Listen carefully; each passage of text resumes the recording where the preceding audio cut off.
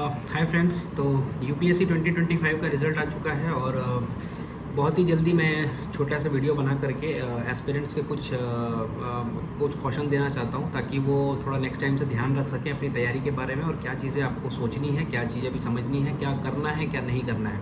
बहुत ही interesting video होगा, अच्छा वीडियो होगा। तो मैं अपने बारे में थोड़ा सा बता देता हूँ क्विकली। मेरा नाम पुरुषोत्तम झा है। मैंने 4 बार यूपीएससी का मेंस लिखा है और मैं इस समय आईआईटी खड़गपुर से अपनी पोस्ट ग्रेजुएशन कर रहा हूँ। एंड थोड़ा सा मुझे इस यूपीएससी फील्ड का थोड़ा एक्सपीरियंस है और उस बेसिस पे मैं आपको कुछ टिप्स देना चाहता हूँ जिससे आप अपनी तैयारी को भी स्ट्रीमलाइन कर सकते हैं, आपकी मेंटल हेल्थ को भी सुधार सकते हैं और आपके चांसेस भी एग्ज़ाम में बढ़ा सकते हैं। तो पहली बात तो यूपीएससी 2025 का जो रिज़ल्ट आया है उस पर अभी मीडिया वाले जो है बहुत ढोल नगाड़ा पीटने वाले हैं। तो उस ढोल नगाड़े पे आपको वो जो साउंड है, वो जो क्लटर है, उससे थोड़ा अपने आप को दूर रखना है। ज़्यादा उन चीज़ों पे आपको सोचने की ज़रूरत नहीं है क्योंकि रिज़ल्ट आपके हाथ में नहीं है। इस चीज़ से आपको इमोशनली बहुत ज़्यादा जुड़ने की ज़रूरत नहीं है, आपको इमोशनली कनेक्ट होने की कोई ज़रूरत ज़्यादा नहीं है, ठीक है। चूँकि लाइटिंग थोड़ी कम है घर में, तो मैंने ऑलरेडी एक आर्टिफिशियल लाइटिंग लगाई है, सो थोड़ा वो रिफ्लेक्शन है, थोड़ा आप उसको आई थिंक कंसिडर, थोड़ा उसको इग्नोर करिए। दूसरी बात यह है कि यूपीएससी में देखिए लक का एलिमेंट बहुत बड़ा है। Despite all your efforts, all your hard works, बहुत सारे ऐसे लोग हैं जिनके 5-5 बार जिन्होंने इंटरव्यू दिया, 6 बार इंटरव्यू दिया लेकिन नहीं हुआ। और ऐसे बहुत सारे लोग हैं जो एक ही मतलब 5वीं 6ठी बार में वो यूपीएससी के आई थिंक इस लाइट को थोड़ा हटा देना चाहिए बिकॉज इट्स क्रिएटिंग प्रॉब्लम। सो बहुत सारे ऐसे लोग हैं जो यूपीएससी के 5 बार प्रीलिम्स भी नहीं निकाल पाए एंड वन फाइन डे वो फाइनल में जैसे तैसे प्रीलिम्स निकला और मेंस निकला और फाइनल सेलेक्ट हो गया, सीधा 100 रैंक आ गई या फर्स्ट रैंक पे आ गई। तो एग्ज़ाम के बारे में क्या बताता है कि एग्ज़ाम अनप्रेडिक्टेबल है, थोड़ा रैंडम है, थोड़ा अनसर्टेन है, ठीक है।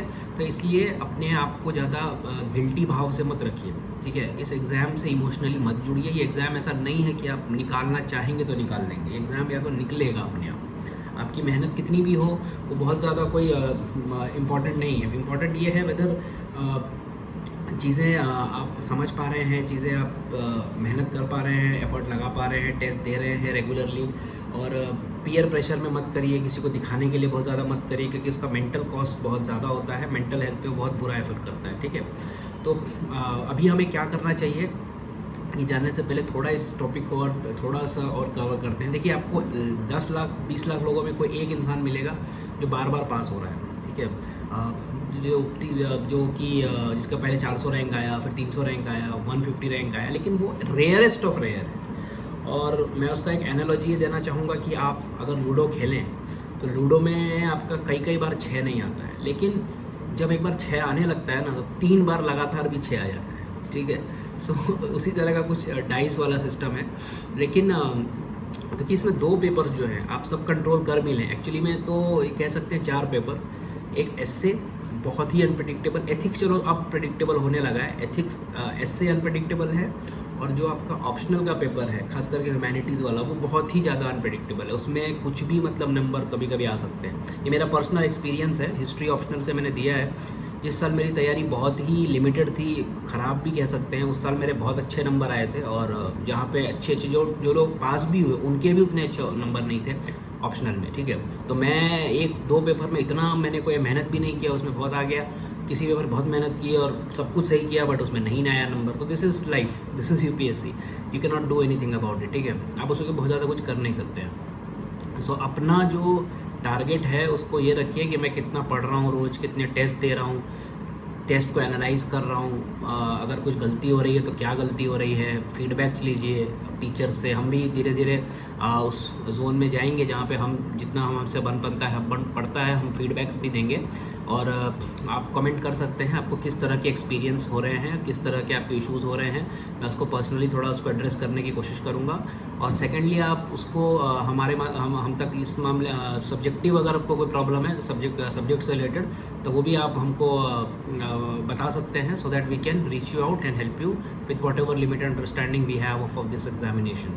एट द सेम टाइम मैं आपसे ये कहना चाहता हूँ कि अपने हेल्थ को बनाए रखें अच्छे से, फिजिकल और मेंटल हेल्थ को अच्छा बनाए रखें। Have a very strong backup against UPSC वो नहीं, यूपीएससी को मैं कभी कभी कहता हूँ कि एक हॉबी की तरह करो, don't do it like something कि यही मेरा सब कुछ है, नहीं।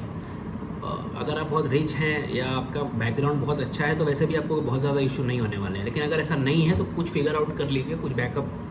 आप आईआईटी में जा सकते हैं, पोस्ट ग्रेजुएशन कर सकते हैं, कैट लिख सकते हैं, something you can do with this that knowledge. और मैं ये नहीं मानता कि यूपीएससी का नॉलेज वेस्ट जाता है, वो आपको एक अच्छा इंसान बनाता है, हार्डवर्क करना सिखाता है। और बाकी जगहें आप जाएंगे ना, जाते ही हो जाता है बहुत सारी जगहें। मेरा खुद का एग्जांपल है, आईआईटी की जो परीक्षा हुआ है उसका बहुत एफर्ट कुछ मारा नहीं था, स्टिल क्लियर हो गया। यूजीसी नेट में बैठा वो क्लियर हो गया, ठीक है। टेस्ट वगैरह दिया था, उसमें भी इंटरव्यू तक पहुंच गया। मतलब कोई बहुत एफर्ट बोलते हैं, क्योंकि इतनी आपने नॉलेज इकट्ठा कर लिया और कहीं ना कहीं तो यूटिलाइज हो ही जाएगी, ठीक है। सो और आप दूसरों की भी मदद कर सकते हैं डेफिनेटली। सो अभी इस रिज़ल्ट की वजह से प्रेशर फील करने की ज़रूरत नहीं है। आपका कोई अगर दोस्त सक्सेसफुल हो गया उसको बधाई दीजिए। वो जेलसी वाला एलिमेंट कभी कभी आ जाता है, वो मत रखिए, क्योंकि आपको नहीं पता आप लाइफ में आगे कहाँ जाके बहुत लकी हो जाएंगे और कोई इंसान कहाँ अनलकी हो जाएगा। सो अच्छे थॉट्स लाए दिमाग में, किसी का बुरा ना हो, अपना भी अच्छा हो लेकिन किसी का बुरा ना हो। सब बोलना आसान है, करना बहुत मुश्किल है, लेकिन धीरे धीरे उसकी हैबिट होने लगेगी, आदत होने लगेगी। अगर आपने मेहनत की थी, सब कुछ सही हुआ था और आपका रिज़ल्ट नहीं आया, स्टिल आप कुछ तो सीख ही रहे हो ना, एंड आगे भी कुछ ना कुछ सीखोगे ही। हाँ, फाइनेंशियल इश्यूज़ को आपको रिजॉल्व करना होगा। कहाँ से आप फाइनेंस लाएंगे, कहाँ से आपका पैसा आएगा, वो चीज़ें आपको देखनी पड़ेगी। क्या बैकअप हो सकता है, क्या नहीं है, ठीक है। और मेरा तो पर्सनल सजेशन है, मैं हमेशा कहता हूँ कि 6 अटेम्प्ट पूरे देने ही चाहिए, क्योंकि ये चीज़ ऐसी है। मैं तो देखो, मैं मेरा पर्सनल बता रहा हूँ, मैं इस बात को थोड़ा इमोशनली कहता हूँ कि मुझे ऐसा लगता है कि मैं तो यही मानता हूँ कि इंडिया में डिस्ट्रिक्ट कलेक्टर बनना मतलब डिस्ट्रिक्ट का तो प्राइम मिनिस्टर ही है वो इंसान, ठीक है। हाँ, उसको रिस्पॉन्सिबिलिटी है, बहुत मेहनत है, अकाउंटेबिलिटी है, सब अपनी जगह है, लेकिन आप उसको यही मानो कि सबसे बेस्ट चीज़ है। और 6 अटेम्प्ट दो, अगर दे सकते हो तो, ठीक है। अगर उस सिचुएशन में हो, हाँ, अगर इश्यूज़ हैं, दुनिया भर की प्रॉब्लम है, पैसा नहीं है, ये है वो है, नौकरी की जल्दी है, तो फिर आपको डेफिनेटली कुछ फिगर आउट करना ही चाहिए, ठीक है। जो कि मैंने पहले भी कुछ वीडियोस बनाए थे, वो भी आप देख सकते हैं, तो आपको थोड़ा बेटर उससे अंडरस्टैंडिंग मिल जाएगी कि मैं क्या कहना चाह रहा हूँ। इस आगे का कोर्स ऑफ एक्शन ये होगा कि प्रीलिम्स तक आप सिर्फ प्रीलिम्स पे ध्यान दें। मेंस का हाई टाइम की अब आप छोड़ दें, क्योंकि अप्रैल में ही बस आपके पास बचा हुआ है, and you have to do it very sincerely. Previous year questions करें, मॉक्स दें, रेगुलरली प्रैक्टिस करें, और कौन पास हो रहा है, कौन फेल हो रहा है, ये वो दुनिया भर का वो सब छोड़ दें, ठीक है। जो होना है वही होना है। अल्टीमेटली मुझे तो यही लगता है कि सब डेस्टिनी है, कि सब लिखा ही होता है ऊपर क्या होने वाला है। लेकिन एक दो चार चीज़ों जो कंट्रोलेबल है, कि मैं क्या कर सकता हूँ, मेहनत कर सकता हूँ, ठीक है, ये करूँगा, वो कर सकता हूँ, ठीक है। बहुत ज़्यादा अपनी इच्छाएं कि मैं कलेक्टर बन जाऊँगा, ये हो जाएगा, वो जाएगा, वो सब चीज़ें क्या है, जो चीज़ अभी कंट्रोल में नहीं है उस पर ज़्यादा अपनी फैंटेसी वर्ल्ड बनाने की ज़रूरत नहीं है। हाँ, कोई चीज़ अभी कंट्रोल में है, अब आपके पास गाड़ी है, वो आपके कंट्रोल में है, तो आप उसके लिए फैंटेसी वर्ल्ड बना सकते हैं कि मेरी काली कार है, ये वो, ठीक है। बट जो चीज़ अब है ही नहीं, और बहुत मुश्किल है, मुश्किल टू द एक्सटेंट कि हज़ारों में कोई एक पास होता है, ठीक है। तो बाकी 1000 में कम से कम 100 लोग तो होते ही हैं जो कि बहुत ही एफर्ट मारते हैं सब कुछ, लेकिन नहीं वर्क करता चीज़ कभी। बहुत सारे ऐसी मार्कशीट्स आपको देखने को मिलेगी जिन मार्कशीट से पता चलेगा कि यूपीएससी कितना रैंडम है। एक बच्चा जिसके सारे पेपर में अच्छे आए, कोई एक पेपर ख़राब हो गया, और ऐसा भी नहीं कि वो ऐसे का पेपर जिस पेपर में उसको मॉक्स में बहुत अच्छे आ रहे थे, ठीक है। तो it's a very unpredictable thing, you can not predict. ये कोई सब्जेक्ट ऑब्जेक्टिव एग्जाम तो है नहीं 4 ऑप्शन वाला, राइट।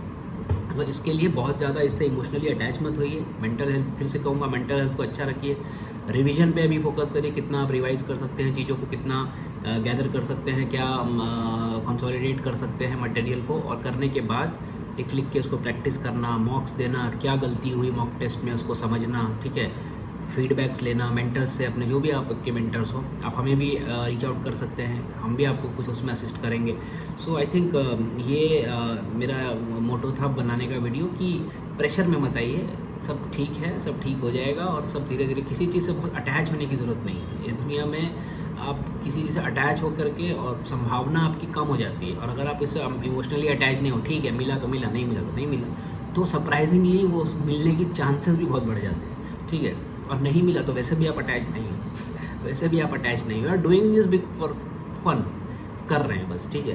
सो एंड अगर आपको कुछ दूसरा रास्ता लगता है कि भाई नहीं इसमें तो कोई प्रोडक्टिविटी नहीं है, कुछ नहीं है, तो आपको दूसरा रास्ता फिगर आउट करिए, कंटेंट बनाइए, कोचिंग में ज्वाइन करिए, अपना कॉर्पोरेट वर्ल्ड में जाइए, जो भी आप कुछ उसमें फाइंड आउट कर सकते हैं। सो आई होप ये वीडियो आपको थोड़ा हेल्पफुल लगा हो, थोड़ा आपको हेल्प करे, और इसमें एक ऑनेस्टली एक अच्छे से आपके इश्यूज़ को एड्रेस करने के लिए बनाया है कि ज़्यादा स्ट्रेस नहीं लेना है, ठीक है, सब ठीक हो जाएगा। एंड चैनल को आपने अभी तक लाइक नहीं किया है तो ज़रूर लाइक करें, सब्सक्राइब करें, और मेक श्योर कि आप टाइम टू टाइम अपने फीडबैक्स दें, so that we can bring some original and better contents for you which can help you to excel in the exam and be good in life. मेरा main agenda है to be at peace with your self. तो ये हम इस area में हम थोड़ा अलग काम करना चाहते हैं। सो मेक श्योर आप चैनल को सब्सक्राइब करिए। Thank you.